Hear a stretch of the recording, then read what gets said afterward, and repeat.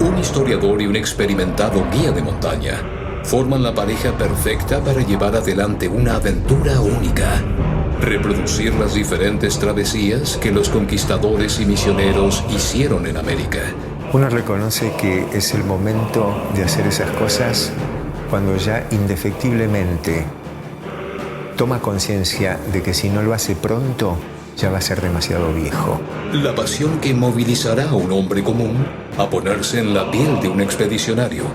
Él viene de un mundo de la teoría, viene de un mundo de los libros, viene de un mundo de los relatos. No requiere que haya un tercero siendo protagonista, que él puede ser protagonista de esas historias. El reto es realizar las travesías en las mismas condiciones que se hicieron cientos de años atrás, sin contar con los recursos del siglo XXI. Con el mismo tipo de guías, de mapas, e inclusive tratar de hacerla por fuera de los caminos que hoy existen para hacer ese recorrido. Se enfrentarán a una aventura sin precedentes. Que requiere de mucho más sensibilidad, predisposición y atención. Pero también llevan un kit de emergencias que podrán utilizar cuando las cosas se pongan difíciles. GPS, teléfono satelital, una señal, una bengala. Esta fue mi condición para asumir la responsabilidad de acompañar a Gustavo en esta expedición. Pondrán a prueba sus capacidades físicas y mentales. Miedo es que algo de eso que yo no sé qué va a ocurrir ni qué va a suceder sea tan difícil que no lo podemos resolver. ¿Estará el hombre actual preparado para sobrevivir en las mismas condiciones en las que lo hacían los exploradores de hace cientos de años? No sé si físicamente y técnicamente es apto, pero bueno, las montañas no se suben con las piernas, se suben con el corazón. Dos hombres embarcados en una aventura cargada de adrenalina, esfuerzo, emoción. Esto es Rutas Legendarias. Yo soy Gustavo Kuzminski, tengo 50 años. Mi nombre es Nahuel Alonso, soy guía de montaña. Gustavo es un hematólogo altamente reconocido en su profesión, pero desde muy joven comparte el entusiasmo por la medicina con una pasión más personal aún: la historia y los relatos de los antiguos exploradores latinoamericanos. Bueno, la fantasía concreta es la de sacarme el guardapolvo, sacarme la corbata, ponerme un gorro de explorador. Gustavo está decidido a abandonar la ciudad y transportarse a través de los años con el objetivo de revivir aquellas travesías con las que siempre soñó. Ahora, él será protagonista de aquellas expediciones. Para ello ha convocado a Nahuel, un experimentado guía de montaña.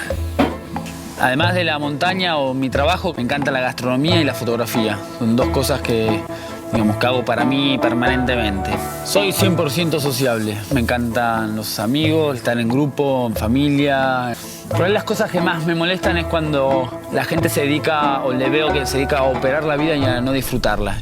En el capítulo de hoy, nuestros expedicionarios intentarán reproducir la travesía realizada por el padre Nicolás Mascardi en el año 1669.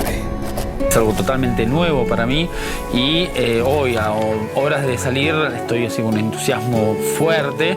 Más allá de estar tras los pasos de Mascardi, creo que estamos caminando los pasos de Gustavo, en condiciones de hacer una expedición única, inigualable, como la que hizo Mascardi 4 años atrás. Y me parece que a través de eso, de las ganas de divertirse, es que Nahuel aceptó esta situación. Lo fui conociendo a partir del teléfono y los mails y lo siento como una persona muy cálida, muy fácil de llevar y de construir un proyecto juntos. Los expedicionarios terminan de preparar sus equipajes y se dirigen al lugar del encuentro para emprender la travesía. Finalmente ha llegado el momento que ha estado preparando Gustavo durante los últimos años de su vida. A cientos de kilómetros de allí, Nahuel abandona su lugar para recorrer el último camino hacia el punto de encuentro, el aeropuerto de la ciudad de Bariloche, en la Argentina. Son muchas las sensaciones que pasan por sus cabezas en estos momentos. La ansiedad se hace sentir en este último tramo antes de empezar. Tripulación ocupa su puesto para el aterrizaje, gracias. Mascardi era un sacerdote italiano, que desde muy joven empezó a soñar con viajar a América para participar en las misiones de evangelización. Así, en 1651 llegó a Chile. Rápidamente aprendió las lenguas indígenas y logró entablar relación con los pobladores nativos de la zona. Gustavo espera con ansiedad el comienzo de la aventura, aunque duda que Nahuel no se sienta tan entusiasmado con las condiciones que le ha impuesto en cómo deberán encarar la travesía. Bienvenido a Patagonia, al fin, tanto tiempo.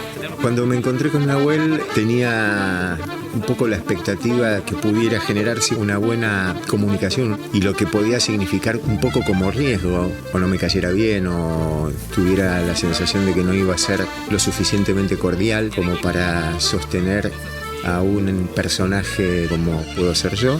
La verdad, muero por arrancar. Bueno, yo también. Bien. Pero justo antes de subir a la avioneta, surge la primera diferencia entre ellos. Directamente, ¿Esto no va a ir? esto no va a ir, esta la vamos a dejar acá.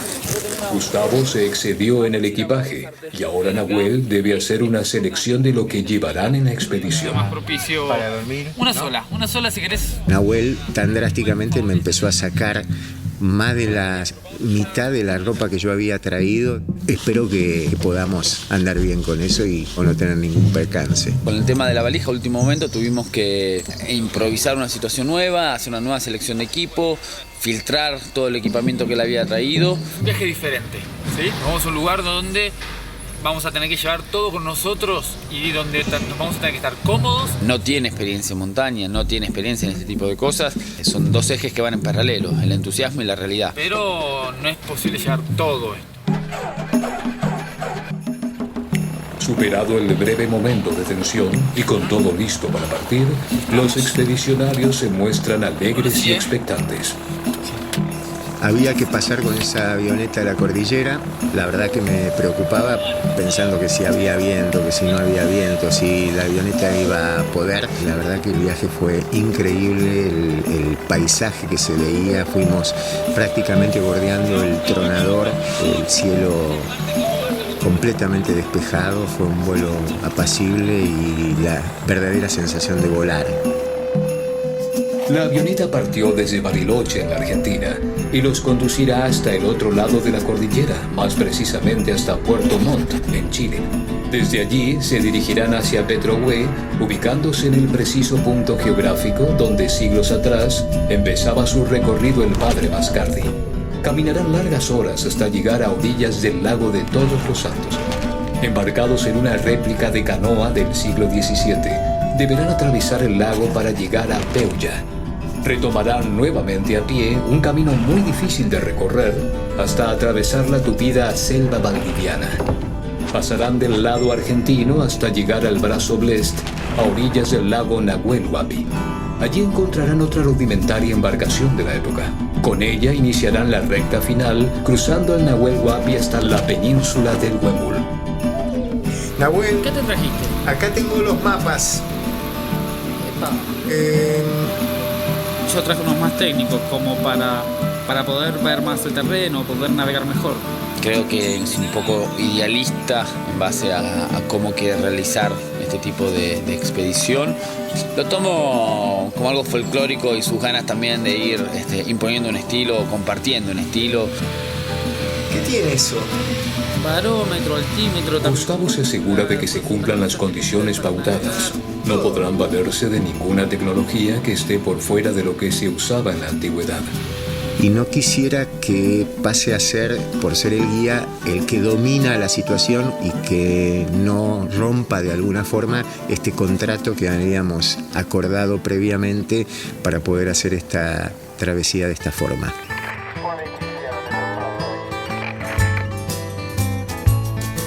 Después de un largo viaje, Gustavo y Nahuel llegan a Puerto Montt, en Chile.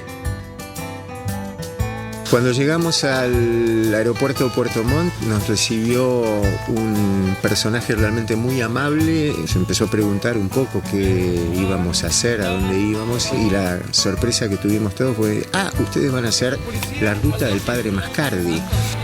Por el lago de Todos los Santos, llegó al lago de Todos los Santos, ¿cierto? Y pasó por el otro lado. Y ahí pasó por el paso. Sí. Ahora sí, los expedicionarios se dirigen al verdadero punto de partida de la ruta de Mascardi. Una vez que lleguen al final del camino, deberán continuar por sus propios medios hacia Petrohue y de allí cruzar el lago de Todos los Santos. Hoy nos quedan un par de horas más de marcha dentro de esto para llegar al comienzo histórico. Estamos en un comienzo geográfico, un comienzo ya de contexto, pero todavía falta empezar a encontrarnos con los elementos que nos permitan viajar en el tiempo y hacer esta recapitulación de la expedición de Mascardi.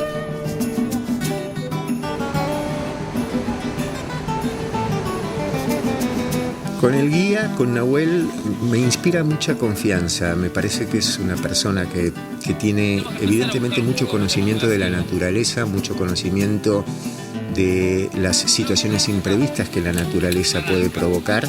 Una hoja que era muy utilizada por los mapuches. Bueno, ¿hay que comerlo? Obvio, con apetito. Gustavo, ¿cómo venís? Bueno. Vamos, A medida que avanzan, el terreno se va haciendo más complicado.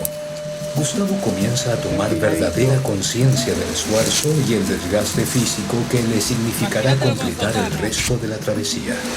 Me preocupa la hora que tenemos que acampar. Y es un poco tarde, por ahí podemos darle media hora más como para buscar un lindo lugar de campamento. Está un poco incómodo acá y de ahí, bueno, recuperar fuerzas para mañana. Bueno, hoy fue el primer día de expedición, un día realmente muy importante y muy intenso. ¿Estás seguro, Nahuel, no? Sí. Tal vez hasta ahora lo que he sentido es que se ponía en marcha un mecanismo que había planificado desde hacía un tiempo, la relación de esta travesía con la travesía que efectuó Mascardi en su momento. A poco tiempo de establecido en la zona, la figura del padre Mascardi empezó a tener un rol de suma influencia para los pueblos originarios de la región. Bueno, voy llevando las notas de nuestra travesía como una bitácora, mientras voy más o menos poniéndolo en paralelo con lo que hacía Mascardi. Yo me pregunto realmente si una persona común y corriente puede repetir esa experiencia en las mismas condiciones, o si solo alguien en una situación de excepcionalidad lo puede hacer. ¿Tienes una idea qué era lo que lo motivó a él un poco a encarar todo esto?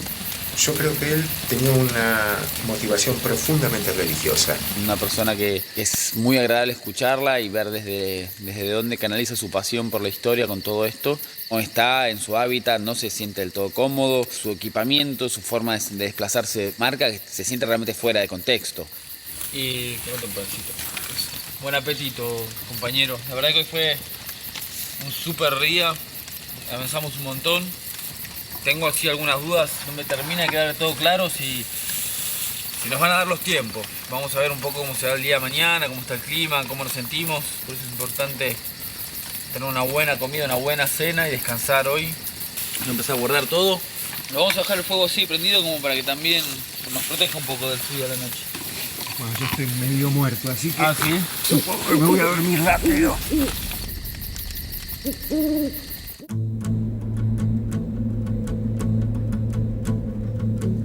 Comienza el segundo día de expedición y con las energías repuestas, Gustavo y Nahuel se alistan para emprender una larga caminata rumbo a Petrohue. Hoy empieza nuestro segundo día de caminata, de esta travesía. Empiezo a sentir un poco lo que significa esto de estar expuesto en la naturaleza. Y dentro de todo creo que no es distinto de lo que imaginaba, aunque se siente un poco en los huesos. Estamos en el segundo día de esta travesía, ya con mucho más entusiasmo, moviéndonos, empezando a avanzar y a darle espíritu a todo esto. La verdad que Gustavo es una persona muy interesante y se lo ve muy comprometido con su proyecto. Lo que venimos haciendo es avanzar hacia Petrohue para encontrarnos con la referencia histórica que él está buscando, para empezar a encontrarse con las reseñas que él busca de los antecedentes de Mascardi en esta zona.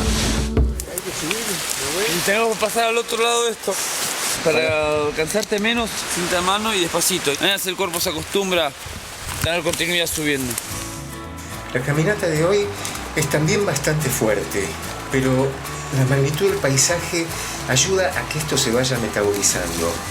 Esa sensación de estar disfrutando intensamente de lo que estoy haciendo. Gustavo empieza a comprender a cada paso el sacrificio que debió haber significado realizar esa ruta siglos atrás. Así, la misión del jesuita cobra para ellos cada vez más valor.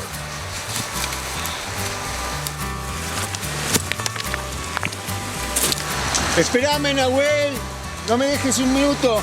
Pará. Está buscando un lugar para pasar acá. A medida que avanzan, el camino se hace más difícil y comienzan a aparecer los obstáculos que la naturaleza tiene preparados para nuestros expedicionarios. Me parece que hay como una exigencia de Nahuel que por momentos no se da cuenta que el contrato que habíamos establecido era un contrato de guiada de un tipo como yo, que soy un tipo con poca experiencia en estas situaciones, y tal vez él pretende estar llevando a un tipo con una situación física muchísimo más privilegiada que la mía.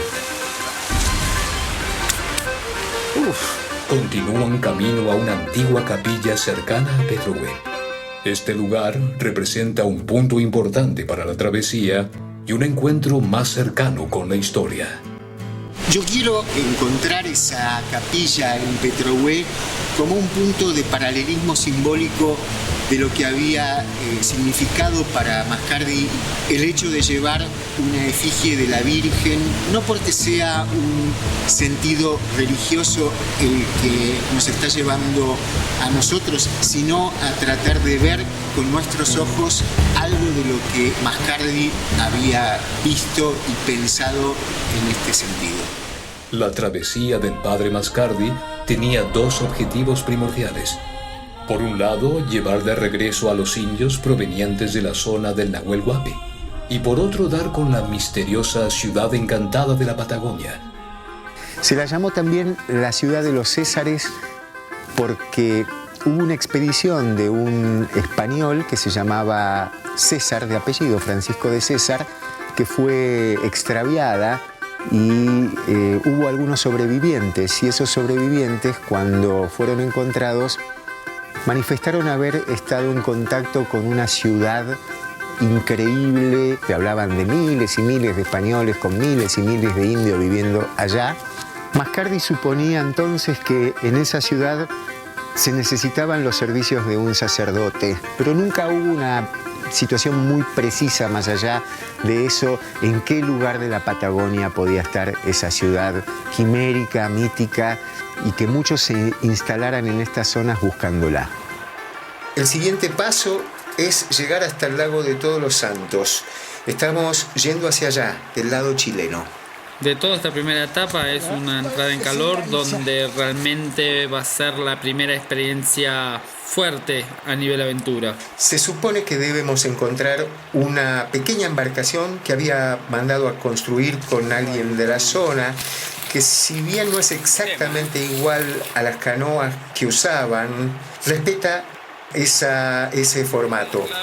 Finalmente, y después de largas horas de caminata, Gustavo y Nahuel divisan su primer gran objetivo, el lago de Todos los Santos. Ese es el lago de Todos los Santos, ¿no? Sin embargo, no les resulta sencillo llegar hasta él. No la veo para bajar acá, No te olvides que hay unos años de diferencia en la elasticidad. Ahí va, ahí va. Con mucha expectativa, Gustavo y Nahuel comienzan a trabajar para pronto descubrir cómo es la embarcación que los llevará hasta la otra orilla. Esto se lo mandé a hacer a un carpintero de la zona, de acuerdo a unos planitos que pudimos sacar de cómo son o cómo eran las barcas, los barquitos que usaban los padres jesuitas. De la canoa que mandó a hacer Gustavo me preocupa que no la conozco, que si bien confío en los detalles que consensuamos, no tengo idea del grado de estabilidad que va a tener esta embarcación. Es el diseño lo que se parece, y el tamaño, el estilo que usaban los árboles de la región. alerces, cortezas. Mascare se mojaría mucho, pero vamos a tratar de mojarnos lo menos posible nosotros. A veces no tenían remos y usaban las manos para remar, y que cuando sacaban las manos era muy habitual que se diera vuelta a veces las barcacitas estas. ¿Estás listo para nadar? Yo no me siento tan cómodo en el agua como en la tierra. Eso me genera un poco de temor. Y en este sentido también es la fortaleza de saber que Mascardi, tanto tiempo atrás, estuvo en situaciones muy similares y probablemente mucho más precarias. Agarramos otra, vamos a probarla, a ver si... No hay que arrastrarla por las piedras. Sacando la canoa al agua podrán probarla y descubrir cuán resistente es. Yo voy con vos. No, me quiero poner yo, quiero ver un poco el marco de seguridad antes de que nos metamos los dos al agua. El lago, ¿sí? La parte técnica la necesito ver yo. Entiendo las ganas, está buenísimo, pero necesito verla para tener una primera sensación. Solo marcamos un segundo, voy a sacar, doy un par de vueltas y sacar. Estamos hablando de un lago muy grande, con una distancia mayor a 50 kilómetros, y la responsabilidad de seguridad es mía. Dependo un poco de esta embarcación y de las condiciones climáticas para ver en qué marco de seguridad le voy a poder dar. Después de probarla, Nahuel confirma su peor sospecha. La embarcación es endeble y no reúne las características de seguridad necesarias para cruzar el lago. No lo sé. Vamos a tener que también plantear alguna estrategia para ir evacuando el agua a lo largo de la navegación y demás, ¿eh? Es muy poquito. Sí, pero acá está. Pero bueno, con más razón. Finalmente toman la decisión de postergar el cruce hasta la mañana siguiente. Nahuel duda de que Gustavo pueda soportar el esfuerzo físico que esto significará. No están nada las circunstancias para ya encarar. Me parece que está bueno descansar, que un buen trekking ya. Deberán pasar la noche a orillas del lago. Llevan ahora medio día de retraso, con la preocupación adicional del desafío que les tocará enfrentar por la mañana cuando deban atravesar el lago. Comienza el tercer día de la travesía y el cansancio empieza a hacerse notar. Las noches a la intemperie no alcanzan para recomponerse del desgaste acumulado durante el día, y en esas condiciones, Gustavo y Nahuel comienzan la etapa más dura de la travesía. Hoy vamos a cruzar el agua, así que está bueno que la bolsa dormir y todo lo pongas con bolsa de plástico. ¿La bolsa y eso en una bolsa de plástico? Por favor, sí. Mantenemos todo seco. Si bien el lago está calmo, pero ya se empiezan a ver algunas rachas y ese viento que veíamos en el cielo ayer y antes de ayer traiga más viento acá, así que te puedo explicar un poco. Lo vemos. Los mapas viejos que trajiste vos, ¿no? Yo lo tengo bastante claro. No, mira, hagamos. No, mira. El lago hace un poco así. Tiene un brazo para acá y viene para acá atrás. Nosotros estamos en esta punta, exactamente. Sí. Bueno. El lago de Todos los Santos se destaca por estar rodeado de 3 imponentes volcanes nevados: el Osorno, el Puntiagudo y el Cerro Tronador. Fue descubierto por los jesuitas, al igual que Mascardi, buscando una ruta para cruzar hacia la Argentina, al este de la región. Entonces es un día para estar muy concentrados, para que nos pongamos realmente en situación. Nahuel intenta que Gustavo logre dimensionar los peligros y las dificultades reales que representa el cruce del lago. Necesito que nos conectemos para esto. Vamos a tratar de anticiparnos a la mayor cantidad de cosas posibles, a prepararnos con todo el equipamiento y con todo para que cualquier cosa que nos pase, poder mantener la situación bajo control. Estamos en una situación donde yo dependo de vos y vos dependés de mí. Obviamente una cosa es la teoría y otra cosa es la práctica, y creo que la práctica nos va a poner en situación fuerte. Vos dijiste que sos un buen remero, así que... Sí, remero sí, gondolieri no. La tensión entre ambos es creciente y el tiempo se descompone de un segundo a otro, complicando más las cosas. La inminente tormenta acrecienta el peligro y la dificultad del cruce. La actividad del agua tardó más de lo que debería haber tardado. Pudimos poner todo bajo plástico y demás. Eso nos hizo realmente arrancar mucho más tarde de lo que esperábamos y perder las 4 horas del lago estable que necesitábamos para poder avanzar.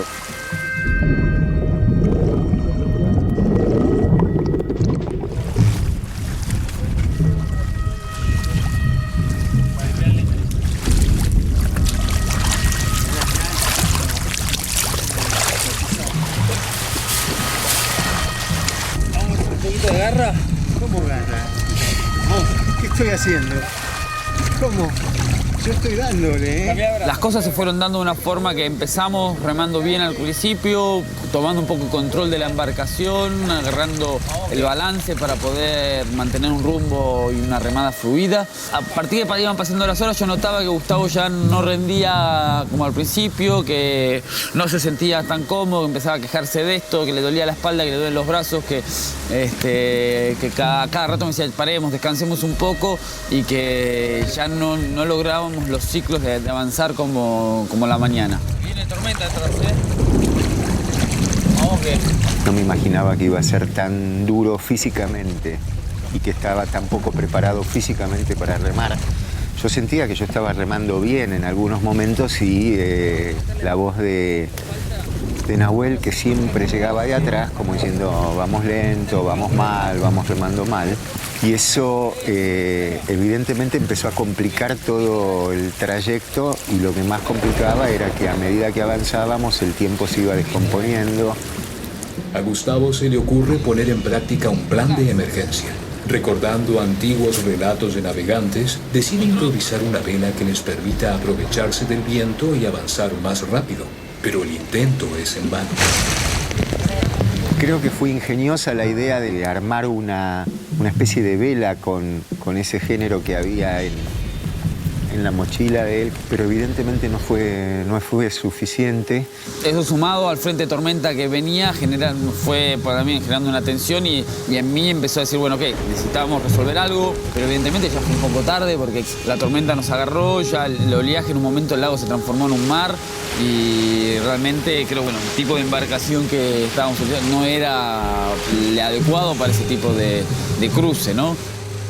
Veníamos realmente avanzando a todo vapor, controlando el rumbo, con olas de popa. Se iba poniendo más feo el cielo, con nubes muy cargadas. Una ola primero y una segunda gran ola que entra y que cubre toda la embarcación. Y de pronto, no sé cómo, ocurrió esa situación de que la canoa se dio vuelta, se llenó de agua.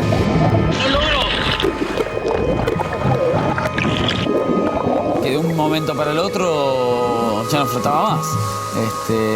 Empezamos a tratar de recuperar el balance, que sí, que no, pero ya estábamos nadando.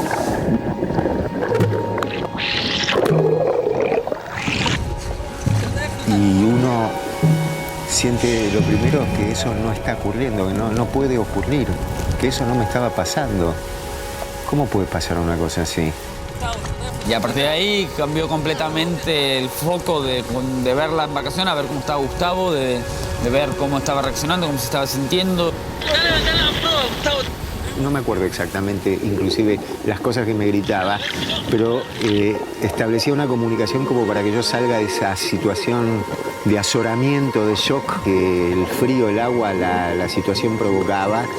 Pueden haber sido minutos, pueden haber sido horas, y al principio no quería decírselo, pero hubo un momento en donde yo empecé a sentir que no daba más, y ahí evidentemente había un riesgo de vida. Si bien fue una sorpresa para todos, lo vi entero. Creo que enseguida entendió que en conjunto podíamos salir adelante. A partir de ahí fue tratar de controlarlo y darle energía y darle apoyo para que fuese una herramienta más dentro del sistema para llegar a la costa. Gustavo y Nahuel acaban de vivir la peor situación en lo que va de la travesía. Y a pesar de las dudas que tenían antes de salir, ninguno imaginó algo como lo que les ha tocado vivir. Así como la tormenta, con la velocidad que llegó la tormenta, también se fue. Eso fue una de las cosas que también por ahí nos hace haber llegado a la costa y tener la posibilidad de secarnos y recuperarnos más rápidamente. Pudieron salvar sus vidas, pero una vez que recuperen sus energías, deberán encontrar nuevamente el rumbo, ya que ninguno de los dos sabe exactamente dónde están.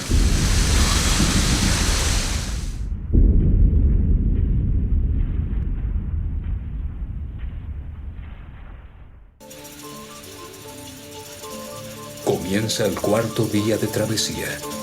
nuestros exploradores empiezan a sentir el peso del esfuerzo que tuvieron que hacer para salvar sus vidas el día anterior en el cruce del lago.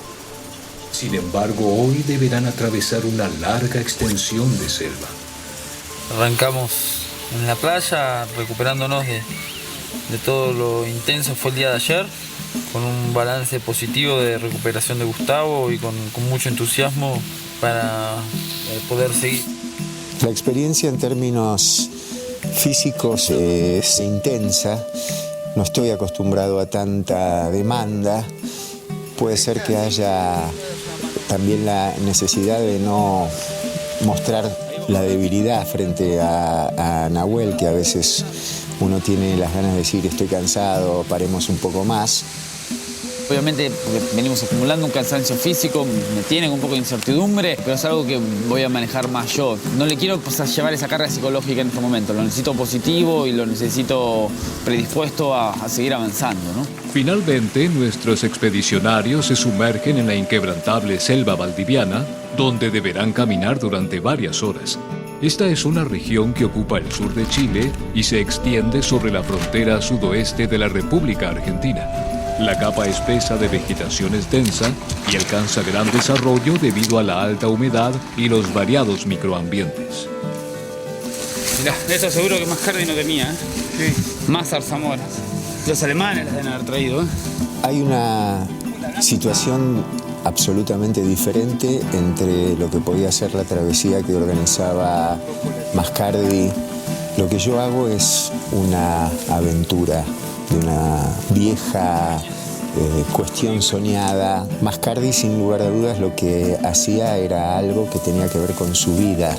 Acá encontró su destino y acá murió. En mi caso, yo sé cómo tiene que terminar esta travesía, independientemente de los riesgos y de los imprevistos que han surgido y que probablemente todavía sigan apareciendo.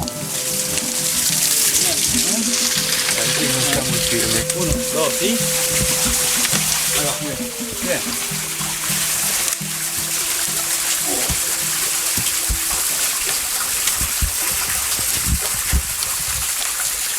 Interesante pensar que estos árboles sí lo vieron pasar a Mascardi. Si tienen 600, 700 años, ya eran grandes árboles cuando Mascardi pasó por acá. Eran grandes árboles cuando Mascardi pasó por acá. Probable habían otros Aún que mayor. cayeron. Claro. Mirá lo que hay acá. Uy, esto es cerca de la zona donde Mascardi, buscando el paso para cruzar los Andes de Chile a Argentina, logró que alguno de los suyos consiguiera que algunos indios vinieran y los aliviaran, llevando las cosas. Mascardi va a ser el primer hombre blanco en llegar a la zona de Nahuel Huapi. Y esto es uno de los hitos de este lado Chile, de este lado Argentina. Antiguamente, atravesar estas latitudes representaba un desafío muy peligroso. Las expediciones, como la del padre Mascardi, se valían del conocimiento de los nativos de la zona para orientarse y no quedar perdidos en medio de la espesura de la vegetación.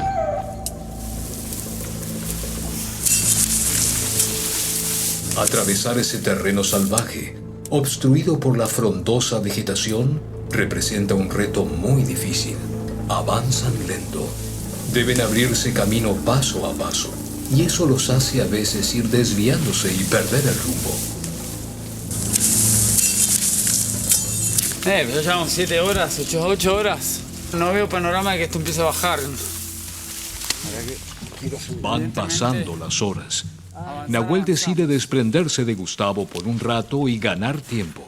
Necesita encontrar una referencia que le permita entender dónde están y hacia dónde deben continuar. No sé, es algo que llevo conmigo, lo voy a tratar de mantener hasta las últimas consecuencias así. La verdad es que estamos hoy acá, en medio de esta selva, sin saber con claridad dónde estamos y sin haber logrado el objetivo que era llegar hasta Puerto Blés hoy.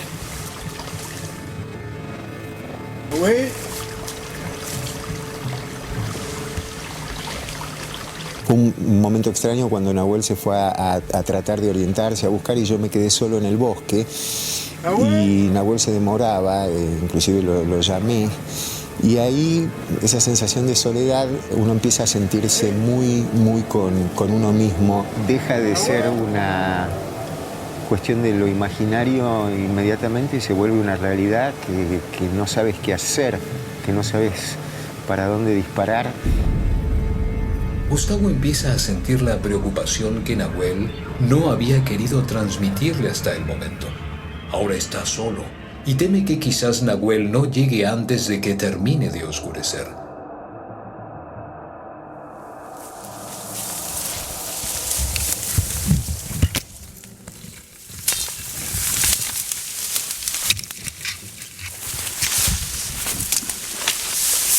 Al rato regresa Nahuel, pero no trae buenas noticias. Las cosas no parecen mejorar para ellos. La noche se acerca. Se está haciendo un poco más tarde de lo que debería ser para intentar una cumbre o para ver de continuar. Vos y yo sabemos que tenemos un kit de emergencias que inmediatamente podríamos deducir dónde estamos con el GPS. Estamos en una zona sumamente virgen, natural y con muy poco movimiento humano. Estar atentos también a los movimientos de animales y demás, ¿no? Entonces, encontrar alguna ventana en el bosque que nos termine de posicionar visualmente y en paralelo ir buscando un lugar cómodo de campamento. Y dormir un poco con esta incertidumbre de dónde estamos y seguir mañana. Más allá del cansancio, deben seguir caminando hasta encontrar un lugar donde acampar. Un rato vamos a tener que sacar las linternas, movernos. no hay piso ahí abajo.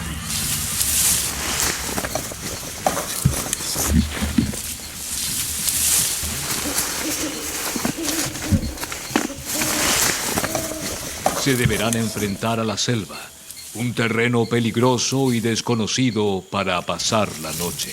No lo puedo creer. ¿Que vayamos juntos a buscar leña? ¿Te acompaño? No, empecé a sacar dos cosas, así cuando arranco el fuego ya empezamos a sacar para mañana. Bueno. Si sale el sol, vamos a saber para qué lado va a ir. Eso sí. Eso seguro. Pero vos, ¿tenés alguna idea de dónde estamos? Sí, estamos acá. Estamos en la zona correcta. ¿Cómo continúa? Mañana veremos.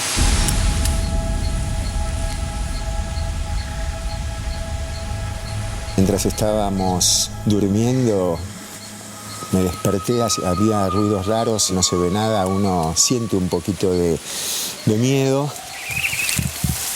Y estaba ahí ese kit salvador que, si bien tal vez inclusive no lo sé usar bien yo, pero lo miraba y pensaba, ¿qué pasaría si le digo a Nahuel, dale, despertate y hacé esa llamadita que nos saca de acá? Pero prevaleció un poco todo el espíritu del proyecto y pude volver a dormirme. Nahuel y Gustavo han pasado la noche perdidos en medio de la selva. Saben que no podrán seguir mucho más tiempo sin un rumbo seguro. Deberán subir hasta poder encontrar una referencia visual que los ubique. Empieza el quinto día de travesía. Parece que fueran semanas que uno lleva acá, de estar metido y tan lejos de la civilización. Y además en medio de una situación en la que estamos, que no sabemos dónde estamos bien. Mira, Gustavo. ¿Qué? La verdad que estamos desde temprano dando vueltas acá. No tengo muy claro para dónde estamos yendo. Internamente iba llevando una tensión fuerte, íntima, respecto a realmente saber dónde estábamos. Agotados, después de unas horas de incesante caminata, Nahuel reconoce en la geografía una referencia precisa. En el momento que encontré el camino y me di cuenta que habíamos llegado al Brazo Blest, fue un momento de relajo. Se han desviado unos kilómetros de la ruta original de Mascardi. Deberán volver sobre sus pasos para retomar el camino. Vuelven a posicionarse en la ruta histórica. Comienzan a descender por una de las laderas, pero la bajada en dirección al lago presenta varias dificultades. Nosotros veníamos bajando entre las cañas, nos encontramos con un cañadón, un lecho de un gran río y eso era imposible de pasarlo, varios metros a la redonda, con lo cual decidimos hacer un sistema de cuerdas y bajarlo a Gustavo. Creo que a él en ese momento se le generaron preguntas, bueno, ¿esto es seguro? Sí, no. Y creo que se sintió cómodo como para poder superarlo y seguir adelante. Cuando Nahuel me dijo que me ponga el arnés y me descuelgue en ese cañadón que había, si bien yo estaba bastante atemorizado, sabía que si él me lo estaba indicando, yo debía confiar. ¿Y ahora? Quédate ahí. ¿Tira un poco más?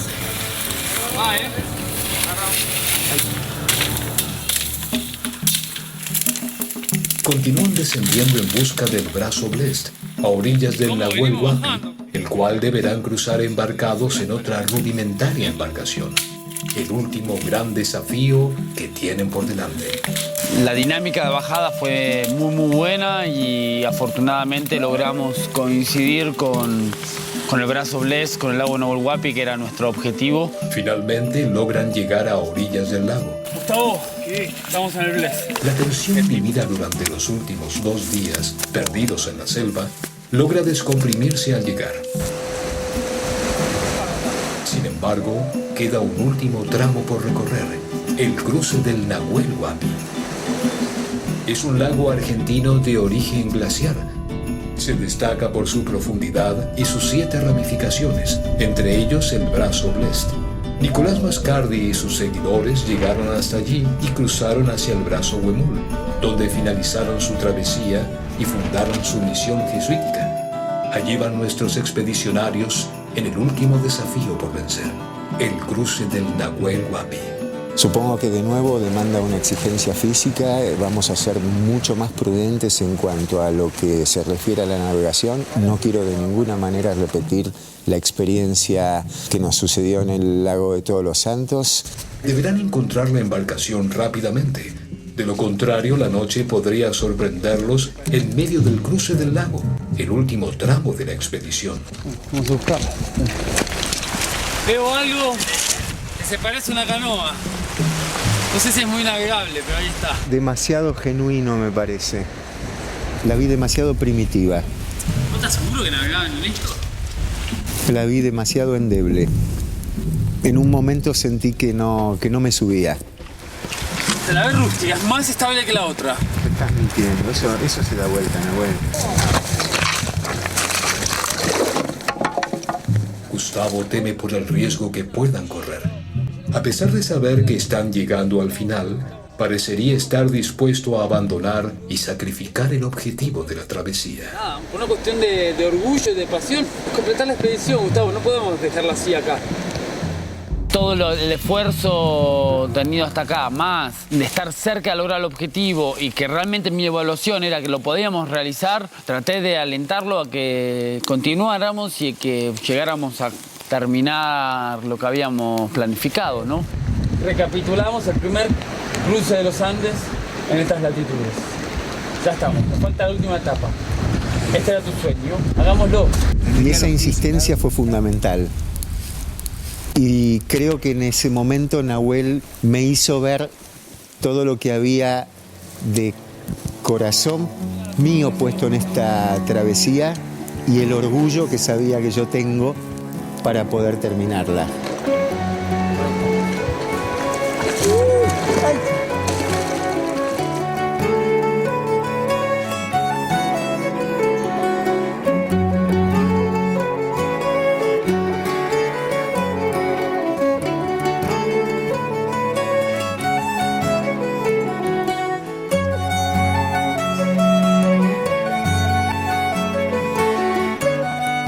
Creo que haber cumplido este sueño significa también algo para mí muy intenso en lo personal.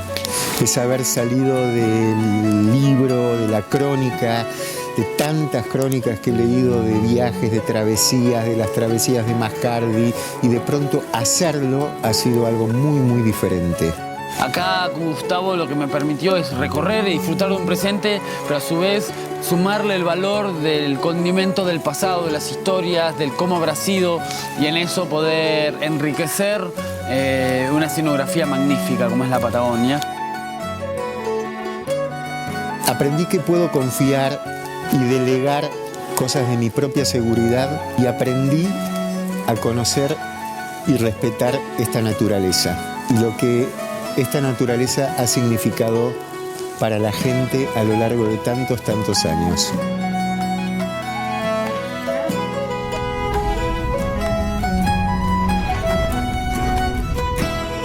Cuando divisé el final, pasamos la península y ya vi que estábamos en la playa de esta bahía, dije, ya está. Fue también un momento de desahogo interno, de decir, bueno, de todas las dudas que habíamos tenido hasta acá, lo hicimos, lo pudimos hacer.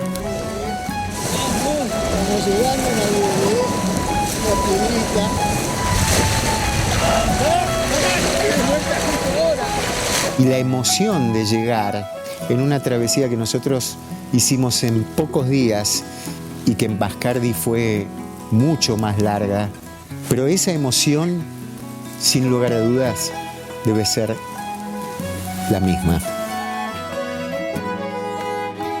Nuestro continente está lleno de este tipo de expediciones, anécdotas y leyendas.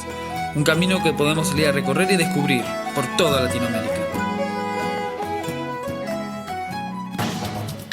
En el próximo capítulo de Rutas Legendarias, Gustavo y Nahuel recapitularán la travesía de Diego de Ordaz ascendiendo a un volcán de más de 5.000 metros de altura en el corazón del territorio mexicano. ¡Nahuel! ¡Nahuel!